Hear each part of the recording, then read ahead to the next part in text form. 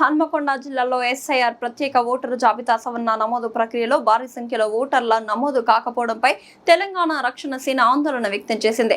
శుక్రవారం Hanamkonda TRS party కార్యాలయంలో ఏర్పాటు చేసిన మీడియా సమావేశంలో టీఆర్ఎస్ గ్రేటర్ వరంగల్ జిల్లా అధ్యక్షుడు లయన్ డాక్టర్ నడిపెల్లి వెంకటేశ్వరరావు పాల్గొని మాట్లాడారు.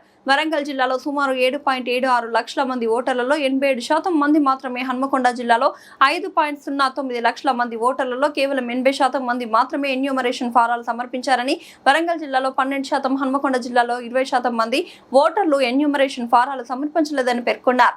ఈ పరిస్థితికి జిల్లా ఇన్ఛార్జ్ మంత్రుల వైఫల్యమే కారణమని ఆరోపిస్తూ వరంగల్ ఇన్ఛార్జ్ మంత్రి పొంగులేటి శ్రీనివాసరెడ్డి నైతిక బాధ్యత వహించాలని డిమాండ్ చేశారు. అనంతరం టీఆర్ఎస్ స్టేషన్ కన్పూర్ నియోజకవర్గ ఇన్ఛార్జ్ చిలక ప్రవీణ్ మాట్లాడారు. ఈ సమావేశంలో టీఆర్ఎస్ వరంగల్ నియోజకవర్గ ఇన్ఛార్జ్ వీర భిక్షపతి, నాయకులు నిశాంత్ రావు, సుమన్, సుజిత్, కార్యకర్తలు తదితరులు పాల్గొన్నారు. జిల్లా వరకు వస్తే హన్మకొండ జిల్లాలో మొత్తం 5,09,014 మంది మరి ఓటర్స్ ఉంటే కేవలం 4,07,148 మంది మాత్రమే ఈ ఎన్యూమరేషన్ ఫామ్స్ను పూర్తి చేసి మరి దాదాపు 20% ఓటర్స్ నమోదు చేసుకోలేదు.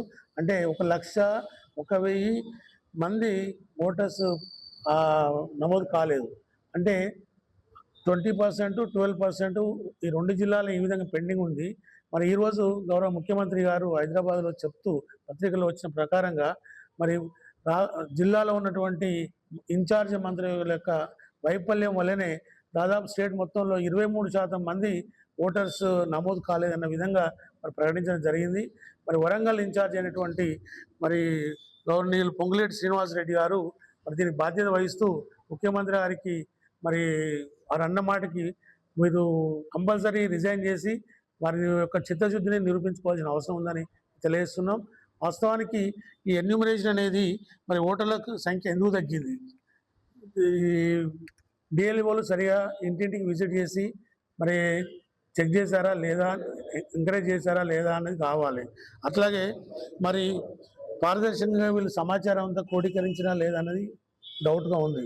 ఇప్పటివరకు ప్రకటించినటువంటి ఎన్యూమరేషన్ ఫామ్స్ యొక్క వివరాలన్నీ కూడా మరి మా రాజకీయ పార్టీలు అన్నిటి కూడా క్షుణ్ణంగా ఇవ్వాల్సిన అవసరం ఉంది.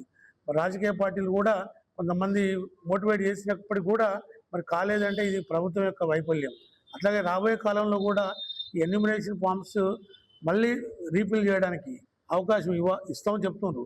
ఆ డేట్స్ ఏ రోజులలో ఎప్పుడు మళ్ళీ ఎన్యూమరేషన్ చేస్తారు అనేది మా విస్తృతమైనటువంటి ప్రచారాన్ని గవర్నమెంట్ నిర్వహించి మరి ఇప్పుడు ఉన్నటువంటి సంఖ్యను ఇంకా పెంచాల్సిన అవసరం ఉంది. ఈ విధంగా ఓటర్స్ తగ్గిపోవడం వల్ల రాబోయే కాలంలో ఇక్కడ గ్రేటర్ వరంగల్లో 88 లేదా 100కు డివిజన్లు పెంచుతూ ఉంటున్నారు. మరి ఈ విధంగా తగ్గినప్పుడు మరి డివిజన్లు తగ్గే అవకాశం, ఇంకా పెరిగే అవకాశం బదులు తగ్గే అవకాశం వస్తుంది. అప్పుడు అందరం కూడా డిసప్పాయింట్ అయ్యి సరైనటువంటి ఫెసిలిటీస్ లేకుండా ఇబ్బంది పడే అవకాశం వస్తుంది. కాబట్టి ప్రభుత్వం ముఖ్యంగా వరంగల్, హన్మకొండ 2 జిల్లాలపై కాన్సన్ట్రేట్ చేసి అందరినీ కూడా ఎన్యూమరేషన్ ఫామ్స్ ఇంపార్టెంట్గా ఎంకరేజ్ చేయాలని కోరుతున్నాం. ఈరోజు మీడియా సమావేశం ఏర్పాటు చేయడానికి ముఖ్య కారణం ఏంటంటే రాష్ట్రంలో పాలన అగమ్య గోచరంగా మారింది. ఇవాళ ఒక ప్రధాన పత్రికలో ముఖ్యమంత్రి గారు తన తప్పిదాన్ని కప్పిపుచ్చుకోవడానికి, తన పరిపాలన వైఫల్యాన్ని కప్పిపుచ్చుకోవడానికి సహచర మంత్రుల మీద నెపాన్ని నెట్టివేసే ప్రయత్నం చేస్తున్నారు. అసలు విషయం ఏంటంటే రాష్ట్రంలో 73 లక్షల ఓట్ల తొలగింపు జరిగింది. ఇది రాష్ట్ర రాజకీయం మొత్తం గందరగోళంలో పడే ఒక పెద్ద ప్రమాదం అని మేము చెప్పదలుచుకున్నాం. 73 లక్షల ఓట్లు తొలగించిండ్రు. దీని తప్పిదం మొత్తం ఇన్ఛార్జి మంత్రులదేనని ముఖ్యమంత్రి గారు ఇన్ఛార్జి మంత్రుల మీద నెట్టేస్తున్నారు. ఇక్కడ సిగ్గుచేటు ఏంటంటే రాష్ట్రంలో 73 లక్షల ఓట్లు తొలగిస్తే ముఖ్యమంత్రి గారు ప్రాతినిధ్యం వహిస్తున్న కోడంగల్ నియోజకవర్గంలో 35,000 ఓట్లు తొలగించింది.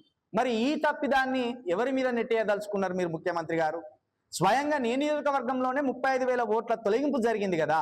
మరి ఈ 35,000 ఓట్లు గతంలో దొంగ ఓట్ల? ఈ దొంగ ఓట్లతోటి గెలిచి నువ్వు ముఖ్యమంత్రి అయినవా, లేదా ఈ 35,000 ఓట్లు ఒరిజినల్ ఓట్ల? ఒకవేళ ఈ 35,000 ఓట్లు కనుక ఒరిజినల్ ఓట్లు అయితే దీన్ని తొలగిస్తుంటే నువ్వు ఏం చోద్యం చూసుకుంటున్నావా అని కూడా మేము తెలంగాణ రక్షణ సేన ద్వారా నేను ప్రశ్నించదలుచుకున్నాం.